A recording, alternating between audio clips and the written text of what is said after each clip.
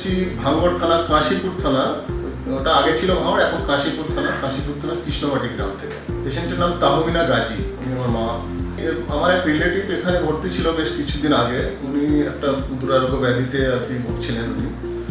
তা আমি আমার জামাইবাবু আর কি, তখন থেকেই আমার এই হসপিটাল আসা যাওয়া ছিল।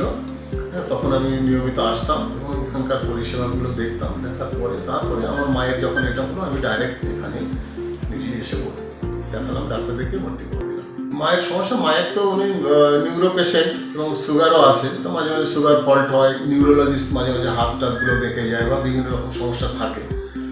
সেক্ষেত্রে রিসেন্টলি উনি একটু উপোস ছিলেন, রোজার মাস যেহেতু উপোস ছিল, তারপরে ওনার ওই কিছু কিছু সমস্যা দেখা দিল, যে আমি ওটাকে ভালো চোখে দেখলাম না, যার ফলে আমি নিয়ে এসে ভর্তি করলাম। হসপিটালের মানে সার্বাঙ্গিক দিক দিয়ে ভালো ট্রিটমেন্ট এখানে আমি পেয়েছি, বা পেশেন্টও সুস্থ এবং এদের ব্যবহার ট্যাবহার সব কিছুই ভালো আমি পেয়েছি। কোনোটাই আমি কোনো খারাপ কিছু পাইনি। যথেষ্ট এরা ভালো পরিষেবা দিয়েছে। আমার পেশেন্ট সুস্থ আছে, যেহেতু ছুটিও হয়ে গেছে, আমি এখন ডিসচার্জ করি।